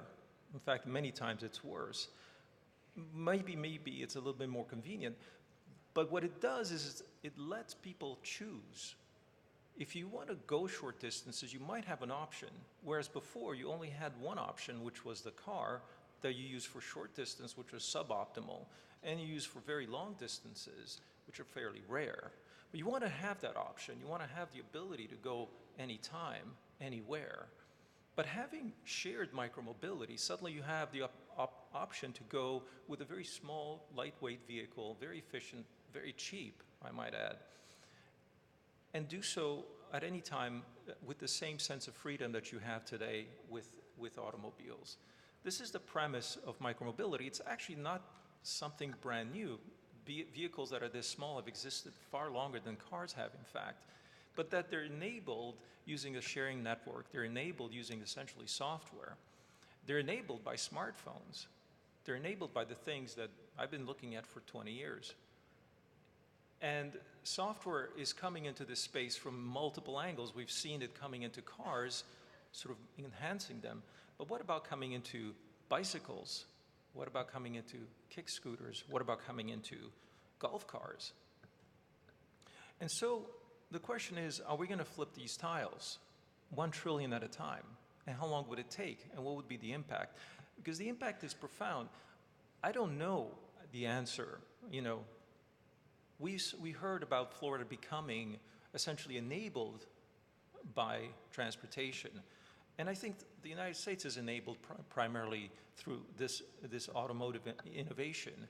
But we're going to see transformation happen because, indeed, starting with the low end, starting with the short distances, we'll have new opportunities. And so I call this the unbundling of the car. It's not so much about, you know, a better car. It's in fact a lot worse as a car. But it's unbundled in the sense that what a car is an option for you to take trips. It's an option where we packaged all the future trip opportunities you may have into an object that you pre-purchase for $30,000, $40,000. And we finance it, and so it becomes more of a subscription, but fundamentally, you just want that freedom. And the idea of micromobility is saying, we're going to provide you more freedom. Yeah, you can still take the car, but you have other alternatives now, especially at the low end. And making those available is why so much money is rushing into this space. And I think the most interesting thing is just how quickly this has happened. We didn't even have scooter sharing until September of last year. That's the first time it really deployed anywhere in the world. And that was Bird that launched in Santa Monica. And now, as I mentioned, it went over 10 million trips. Market capitalization over $2 billion, maybe 3, 4, I don't even know anymore. And we had that happen in less than a year. We have now dozens of other competitors. It's gone global very, very quickly. 100 markets being added in less than a year. Markets meaning cities. So whenever you see something happening so quickly, maybe it's a bubble. But look at the customer satisfaction. Look at how people react. Look at how many are repeat customers. Look at how many people are using this frequently. And so we see a lot of similarities between that popularity and that effort to bring power to many that we saw with the mobile phone, that we saw with the smartphone, which was essentially a tiny little computer that wasn't very good at first. And one more thing to think about is how fast do these vehicles and networks of vehicles change? They're literally changing every few months. Cars take years and years to evolve because they have a hard, difficult problem to solve. But these are very small problems to solve and fairly easy to deploy. And so what we're seeing is, again, the similar phenomenon where a PC lasts 3 to 4 years, but a mobile phone maybe 1 or 2 years. And as it evolves, you know, you want to change it more quickly. And so scooters are evolving at the rate of once every 6 months. Scooter networks at least once, or at most once every year. New software being added all the time, very similar to the way Google works. And so when we see evolutionary patterns like this, when you see essentially fruit flies evolving versus elephants, you kind of see where things are going. And so this is what micromobility is about. We're just getting started. I think it's a fascinating area, and there are many, many applications, even though certainly not everything can be mobilized this way. I sometimes say to the car audiences, I say, look, don't worry about it. You still get to have at least half the market. Thank you.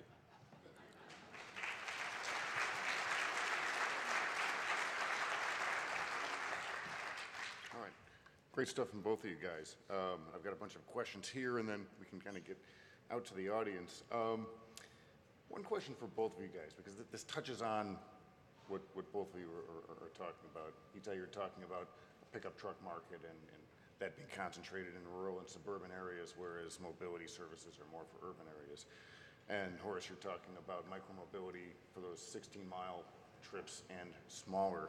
So since America is wildly red or wildly blue, depending on who you talk to right now, and you can't go on social media without getting beat up for being one or the other, or even somewhere in the middle, are we going to see a transportation world where it's sort of, blue zones, people living in the cities will also maybe vote blue, and red zones where people out in suburban and rural areas who drive 15,000 miles a year on average, it's just not even economical to take an Uber or a Lyft. And then you have these purple belts in the middle in the suburbs where people can maybe own one car and that sort of thing. Is that how this is going to be bifurcated? And then also talk about the economic side of that, because a lot of those people in rural areas, if you're going 15,000 miles a year and Uber and Lyft are charging $1 a mile, even if they get to 70 cents a mile, that's still way more money than it is to lease a car for $150 a month and basically own it. So go ahead, Itay, what do you think?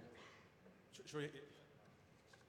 So I think that goes into, I don't know if it's sort of red or blue, but I would definitely distinguish it between the urban centers, including, of course, the role of micromobility, and then the rural areas where the value of your car 24/7 is valuable to you. And the other distinction is, what am I doing with the vehicle? Is it just basically going from A to B, or am I using it for real utility or work, or do I have a large family and things in the vehicle? And the more you get more into the utility aspect, the more it does become a bit more difficult, we think, just to completely entirely rely on kind of shared as your primary source.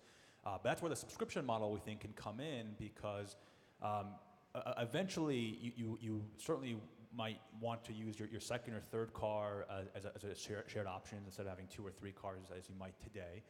And the AV subscription can sort of, we believe, almost fund itself, because a lot of the cost of ownership you have today can come into the network, and therefore, just given that the math we've run that I can go through, can give you a very affordable, again, the same price we believe monthly for that level 4, maybe even electric level 4 vehicle as you did before, and that becomes attractive just from hey, I've got the best of both worlds. I can sort of still have my car 24/7 like I do today, and never share it, and never even use this 2 a.m. Services, or I can use it every day and try to make money and go into a shared pool such as peer-to-peer. But there'll be a lot of differences. Yeah, I mean, in my world, we're often asked, what's the market for the U.S. for XYZ metric, and increasingly, as we're doing the work, it really becomes a state-by-state, almost a county-by-county. I mean, we've begun to look at county-level data to understand the impact, and when you look at it, it's a bit mind-boggling. You realize, wow, the impact here versus there could be entirely different. That's a great question. One thing I failed to mention, though, was that a lot of those tiles that I talked about flipping are existing miles. And if you were to do this a century ago, and you would be thinking about what would be flipping, you'd be looking at horse miles, railroad miles, and walking miles. There would be no tile for cars, because tiles for cars didn't exist. And so the car created its own demand. Often this happens in transportation innovation, is first you actually create a separate market, and then you begin to conquer an older one. And so the interesting about micromobility is that it's actually creating its own demand. A lot of those trips that people took, those 20 million new trips, they probably wouldn't have taken them at all before. And so the interesting question for me is not that whether we're going to divide the world into blue and red, but rather that we'll create a green world. which will be new trips that people will be taking using these modes. And they will, of course, create new language to describe these trips, just like we created swiping and selfies. We didn't talk about, the cell phone in terms of minutes or data that would be taken away from the PC. It just created its own demand. And that's the sinister thing, and also the positive thing about disruption is that it tends to compete with non-consumption. It competes with something that doesn't exist today and we cannot measure. So I'm only providing these tiles as a sort of a metaphor so you can think of, okay, that's how big it is, but we may actually add more tiles before we start flipping them. I don't know if that helps. Oh, it does.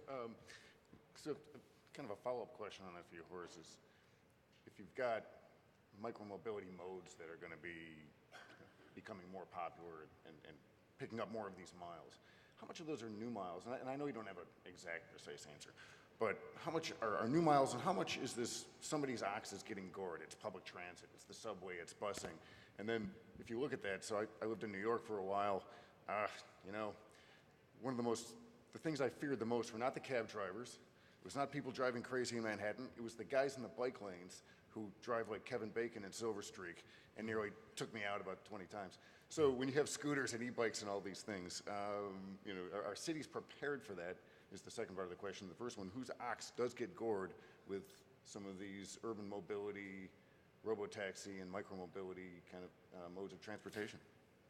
Yeah, I could address, a lot of the ways bikes are used today are aggressive because a lot of these early adopters are younger and more risk taking. But no, generally, you're winning when you're actually seeing the opposite demographic being deployed. And I think the history of technology adoption shows that you do go through these stages. If a technology is resilient enough that it can attract the middle-aged ladies, then you're winning. I think certainly that was true for phones and computers and everything else. But cities too are part. This is a multi-sided market. It's not just between the provider and the consumer. In fact, the city is the primary market, I think, for service companies today, and they need to present themselves as something that creates equity, that creates balance, and of course improves overall the quality of life in the city. And that also requires from the city some investments in infrastructure and so on. And I don't suggest at all that this is going to be some kind of free-for-all, but it's just a matter of being sensitive to history and seeing just how we got here in the first place. There's a lot of these concerns that we have today about Wild West atmosphere on the streets was also present in the early days of the automobile. And that, I think, is going to sort of be maybe some lessons we can see there, but there'll be some back and forth. And of course, there'll be early adopter cities and late adopter cities as well, and one will learn from the other. And so it's a complex picture. It's not at all, I'm not trying to trivialize it, but it's one of the most interesting stories, I think, out there. And I think perhaps, again, to me, it's fascinating, the parallels. Yeah, absolutely. No, I would just add that this is also why I kept referring to the network, right? Because ultimately that is the most coveted asset in what we call the car of the future. Because once you have that network, certainly if you can launch an urban robotaxi, and to Hars's point, the reason we feel so strongly it has to be purpose-built, because eventually it's not sort of car versus some other mode. If it's a purpose-built car, it may not even look or resemble how we know cars today in terms of the form factor and what it could fit in, and eventually it just becomes an urban mobility vehicle, and the competition becomes on the actual experience of that ride. And if you are able to launch and scale these as safe and also agile vehicles that with a high load factor, again, people are things per trip or per ride, your cost declines. You can compete with public transportation. You can also address some income inequality issues in various urban areas and begin to build that network effect. And then at that point, once you have the network, then the different modes of mobility within that becomes sort of just another kind of option you can offer in terms of the experience. So another thing that distinguishes the impact that I neglected to mention is weather. So we actually do look at different companies and their exposure to not just the urban, rural pickups and everything else, but also, kind of good weather, bad weather. That's actually one reason we chose Florida in our analysis around adoption. So owning the network allows you to basically configure the experience with the different modes in that urban environment. Yeah, in many ways, micromobility is an integrated system. We have the operator.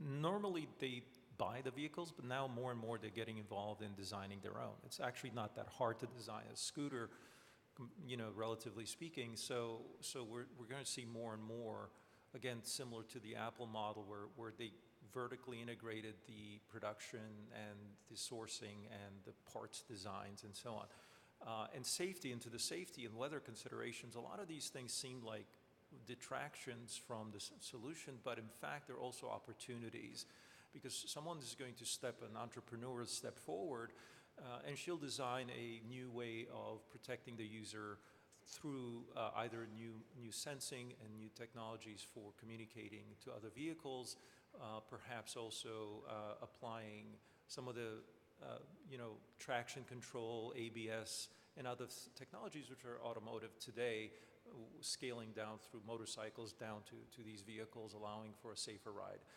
Also airbags, helmets, and so on. All kinds of things are going to be coming into this sector, which again is simply an adaptation.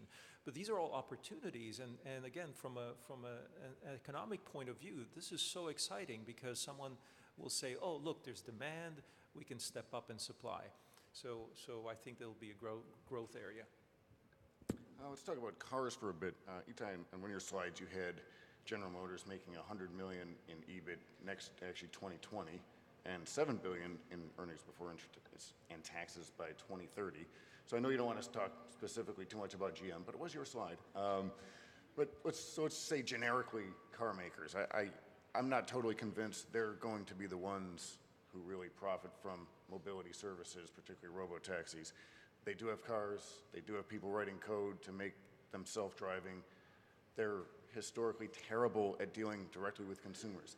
They build cars, they wholesale them to a retailer called a dealer, and that's sort of the end of the relationship. Frankly, they're not even good at marketing to people.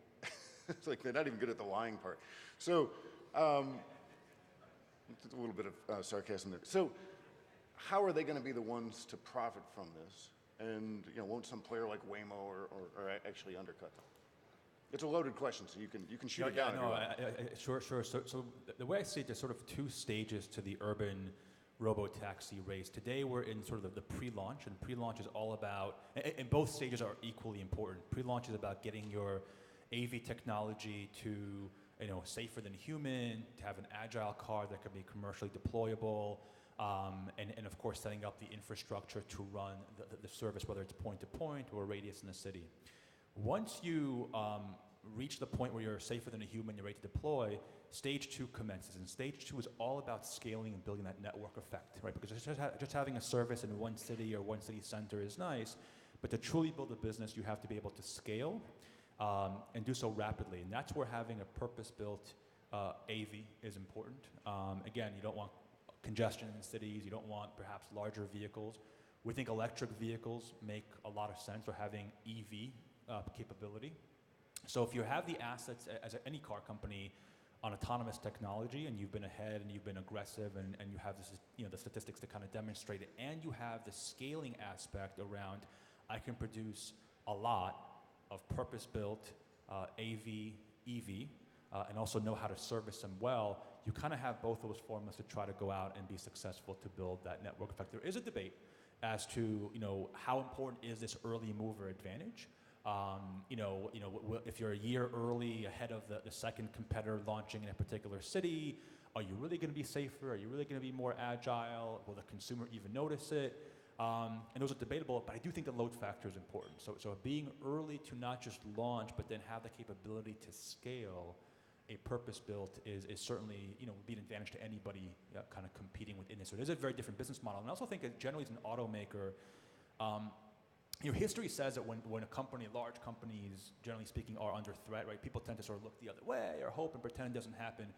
But when, you look at, if you have low market share in sedans, if you're losing money today in sedans, if you have low market share in certain urban centers, this isn't some threat.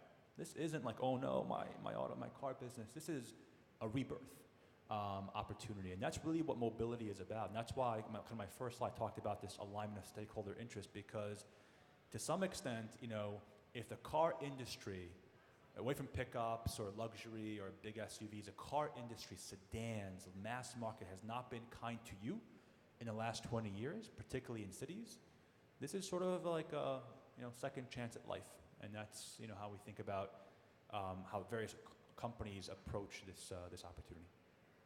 Horace, what do you think? Can the car companies do this, or is this going to be some player we don't know of yet, or Apple? I saw once a couple of slides. These were not, I think, public, but it was from General Motors, actually noted that their brands, all of their sub-brands, are excluded essentially from the city. In other words, they're suburban or rural brands versus urban, or what might be considered an urban brand, which was a challenge for them, and they felt that one way to address that would be through launching their own micro vehicles. And they just recently announced having their own e-bike effort, which I don't quite know how that's going to fit into their strategy, but they're certainly nibbling at that market. Ford, in the same time, has been looking at investments there. They bought Spin, which is one of the operators of shared scooters. They also have been sponsoring or investing in shared bikes with Ford Go Bike in San Francisco. I am aware of efforts from European makers as well to get into the mobility, the small mobility market. This is because in Europe in particular, e-bikes are such a huge growth phenomenon. There's like 10 times more e-bikes sold in Germany than electric cars, for example. I know these are in private use mostly, not shared yet, but e-bikes are just enormous. There's Bosch, which is a tier 1 supplier in Germany or globally actually for parts for automobiles. Bosch has $1 billion business making motors for e-bikes. So a lot of tier 1s are getting involved as well. So the brands, the automotive brands, I know are interested in this market. Now, whether, Clay Christensen's disruption theory suggests that this is disruptive, in which case a lot of their interest is going to not really turn into a commitment, but they're certainly aware that this is happening.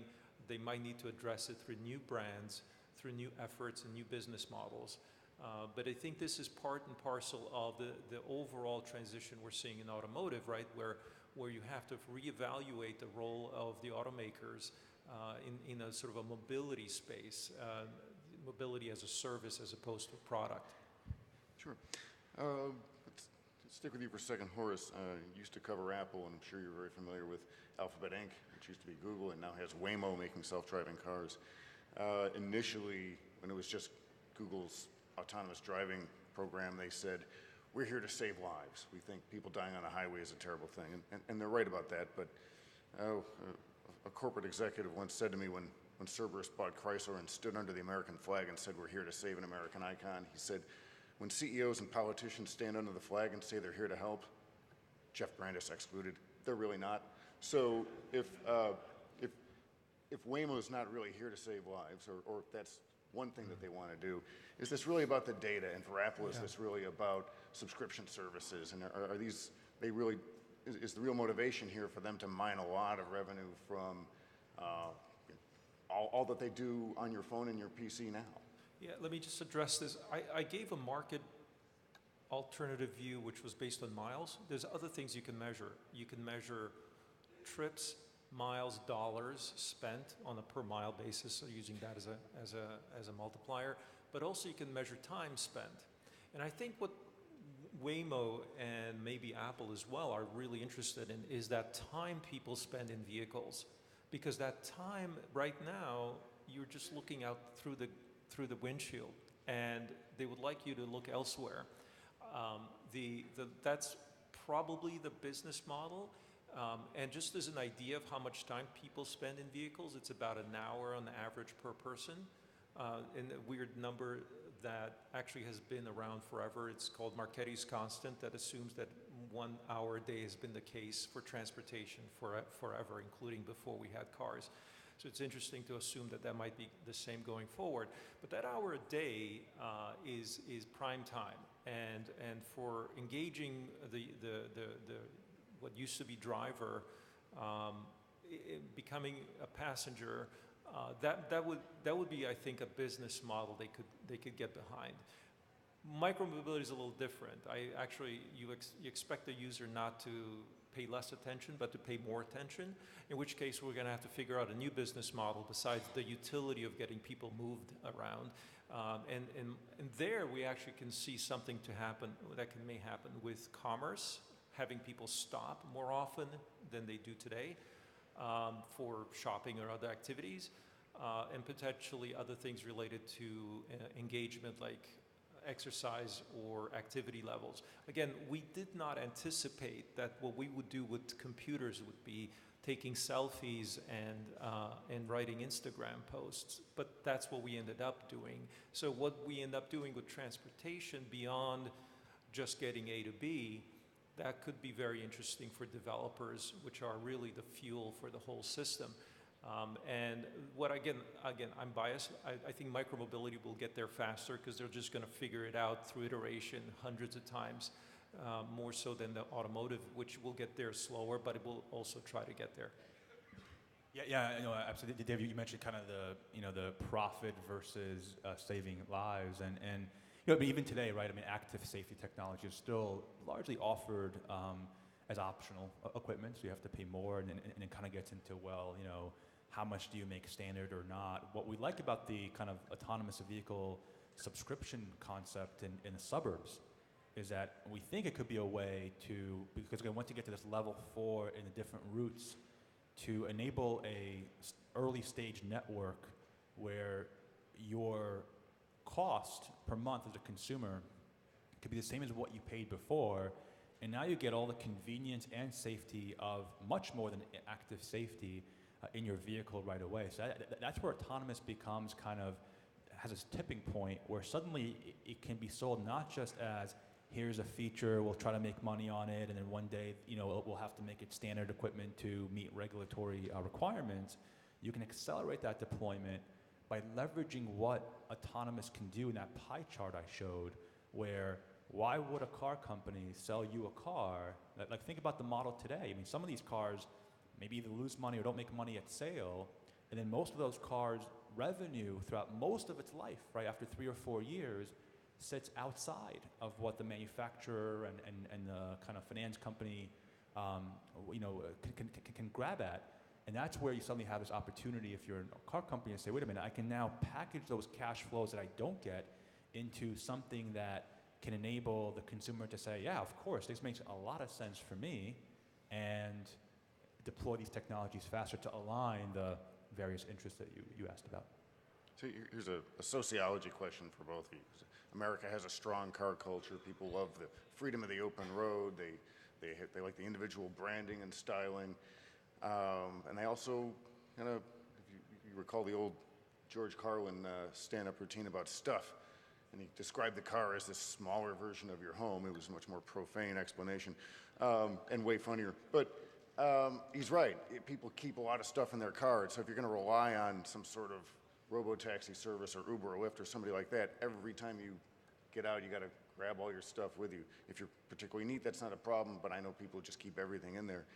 Are Americans ready, American consumers ready to, and I'm not talking about the people who live in Manhattan and don't own a car, are the rest of us ready to give up cars to pay for a service that we kind of buy piecemeal as we need it?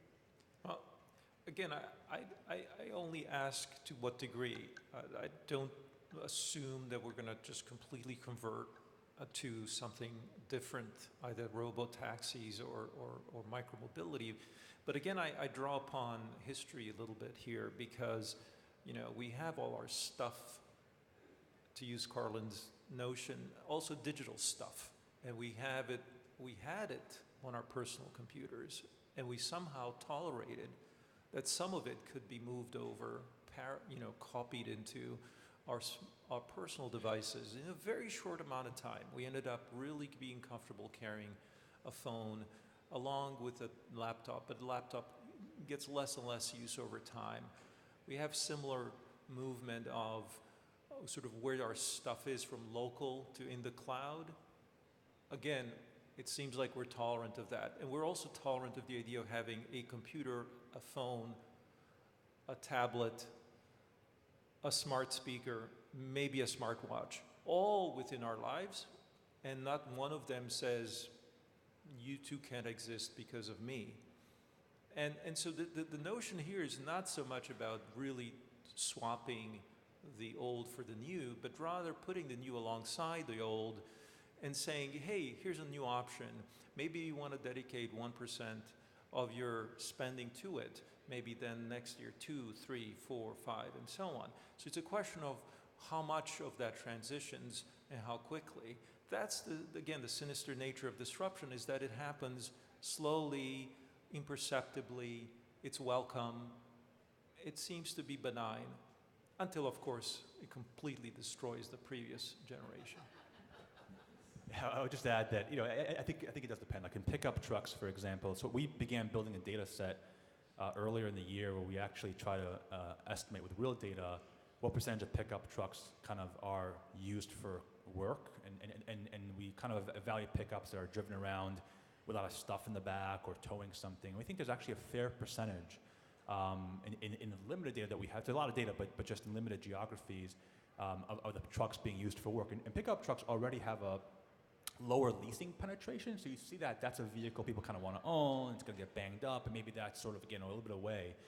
But going back to your question around giving up, what we like about the kind of suburban AV subscription is that you don't have to give up anything, right? That you know, when the value we think of having a car, owning a car, even if you only use it 5% of the time, again, in the suburbs where you don't have other immediate options, is because if there's an emergency or you want to go somewhere quickly, you have that freedom. That freedom is important. So we think about models where the freedom is not compromised, but you can enjoy the safety, convenience, and optional sharing or swapping or delivery for you of the vehicle, of the AV, in a way that it gives you, the consumer, all the choice that you want. And if you can structure that as an affordable kind of model, then you can start to get people maybe accustomed to it. And then over time, yeah, I mean, maybe some folks, and depending on geography, region, will say, yeah, look, whenever I'm not in my car, I'll send it out to the network for sharing, and others might not. But the key is to sort of, I think, retain all of that outside of the urban centers where maybe that anxiety doesn't exist as much. Sure. Looks like we've got about 10 minutes left. Let's take some questions from the floor if anybody has a question. One right here in front. Oh, she's running over the microphone.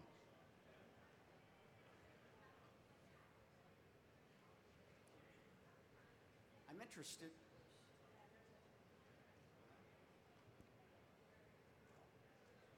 Now? Yes. I'm interested in what inhibitors you think are going to be major to eventually getting to the brave new world that you've both kind of described here today. What are those inhibitors that are going to keep it from happening? Well, just from the micromobility, I always like to say the inhibitors are unbelievable. I mean, just there's so many problems with this space, which is why I think it's so exciting, because so many people are focusing on solving that. But you know, the usual things that come up are, look, this isn't suitable for all weather, it isn't suitable for all geographies, it isn't suitable for all demographics, it isn't suitable for a lot of places where income is not allocated well. So the answer is usually that as long as people enjoy the solution and are truly, you know, you're measuring smiles per mile, or you're measuring the delight, which is very hard to measure, right? Usually we like to quantify things. We want to measure utility. We want to measure the things which can be measured. But the things which can't be measured maybe is where the actual truth is. And so we've got to always look for ways of sort of understanding the human behavior. You know, betting on human nature is a better bet than betting on sort of machines. And so I think that, yeah, there are a lot of problems, and I only ask is how quickly can those problems be solved based on the application of resources, and capital, and people, mainly to sort of crack the problem. A lot of problems exist that no one's applying themselves to, but it seems like this is an area that a lot of people are applying themselves to today. Again, driven by the delightfulness of the solution, and that's what you need to put your measurements on. Sure, yeah. So maybe I'll talk about some industry challenges. I don't know if they're inhibitors, but definitely some things that we've learned. So one of the challenges, I think, when you talk to the autonomous vehicle world today, a year or two ago, you'd ride an autonomous car and be like, look, we can see all these objects and we can detect the environment. And today, it's a little bit less about that. There's still some of that challenge out there, but it's more about optimizing agility and speed for robotaxi in an urban environment. You don't want to be so safe that you're suddenly creating accidents or creating a lot of frustration around you. That today, I think, is one of the key challenges. Another one is picking up somebody from a particular location as opposed to like a taxi line is still a bit of a challenge. So do you have to have kind of dedicated parking areas or robo-taxi lines? And then, I think one thing to think about too is that, of course, the statistic, right? Over 90% of accidents are caused by human error. Alcohol has a lot to do with it as well. And of course, AVs can solve for a lot of that, but what if AVs do make mistakes that a human would have avoided, right? Today, for example, detecting free space, knowing exactly is that a tire on the road, is that something I can run over, is it a puddle, is still a challenge. Unprotected left turns are still a challenge. Construction zones are still a bit of a challenge. So, something to kind of think about is, okay, you can certainly mathematically solve certain perception issues and optimize for agility and speed. But some of the challenges we see today in autonomous vehicles in general are ones that humans can handle. So I don't know if it's an inhibitor, but it's something I think that the industry still has to sort of solve for and kind of think about in terms of consumer adoption. Other questions from the audience? Let's see. I saw that hand up first, back in the corner. Yeah, thanks. Richard Bishop, Bishop Consulting. In terms of inhibitors, one of the aspects that the transportation outcomes will really hinge upon is whether there's multiple customers in one vehicle versus a single customer in one vehicle. And that, this idea of shared mobility sometimes speaks to that. But of course, Americans aren't maybe as likely to do that. What's your sense of whether how much that aspect will change and scale? A few will do it, but will it really become a big thing, or how would it do that? Yeah, it's a good question, because I think this is part of our view around the importance of a purpose-built autonomous vehicle for the robotaxi shared market. And when I say kind of purpose-built, that would include partitions, right? So I think consumers, I don't know, I imagine generally would want to share if they could do it privately, securely, and safely, which today's form factor in vehicles is a bit more challenging for that. Because ultimately that is, if I'm launching one of these networks, that to me is the most defensible network effect that helps my business, but of course also helps reduce congestion and solve the societal issues that these models are supposed to solve, which of course would help cities, want you to expand and promote the model to scale, because the scaling component is very, very, so I think it is important. Time will tell whether is it a city by city thing, is it the right form factor, the right experience, or maybe that could become an issue. But I think that is certainly part of the proposition to lower costs and still give you a great experience in a vehicle that might look very different than today's vehicles do. I don't know if my answer is interesting here or not, but generally the story in micromobility is that if you need more than one person, you just get more than one vehicle. So the idea is that really there's a one-to-one relationship between vehicles and passengers. And that's, so if you're gonna go on a date with a scooter, you just take two scooters. Okay. Other questions? Over here. Oh, yeah, you. Oh, he needs a mic.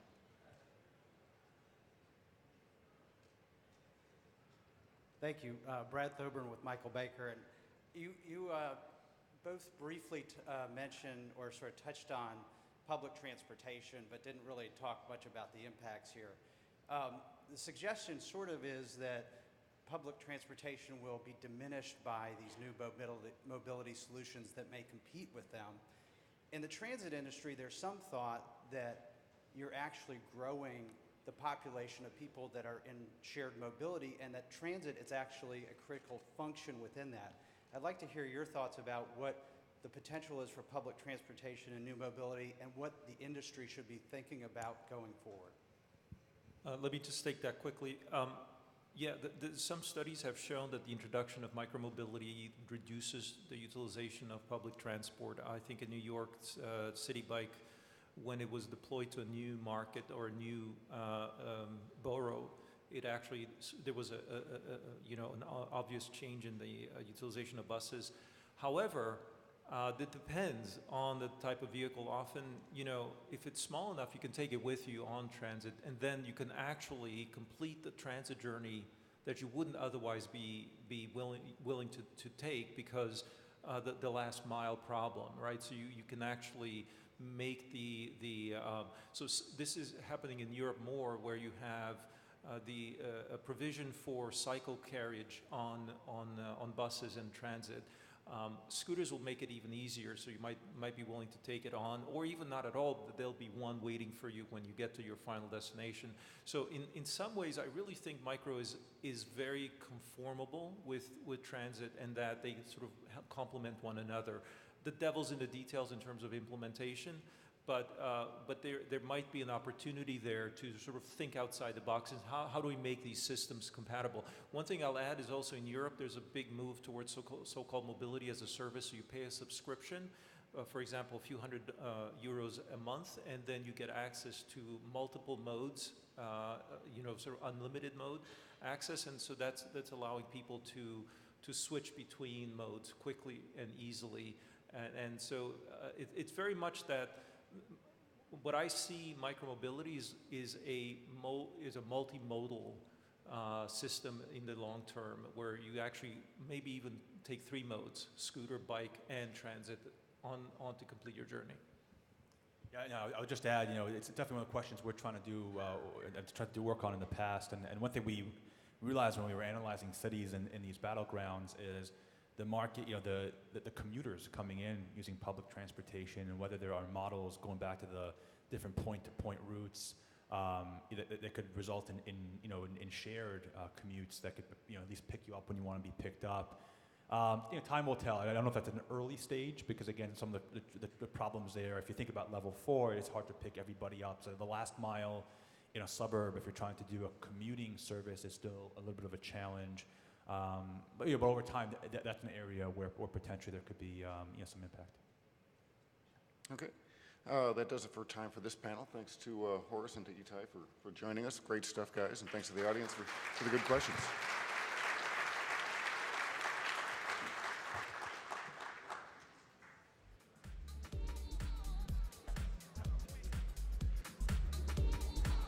Ladies and gentlemen, please visit the demonstrations at the Tampa Convention Center. The shuttle to the demos at the THEA office is also available at the Convention Center. We'll be right back after this short 15-minute break. Thank you.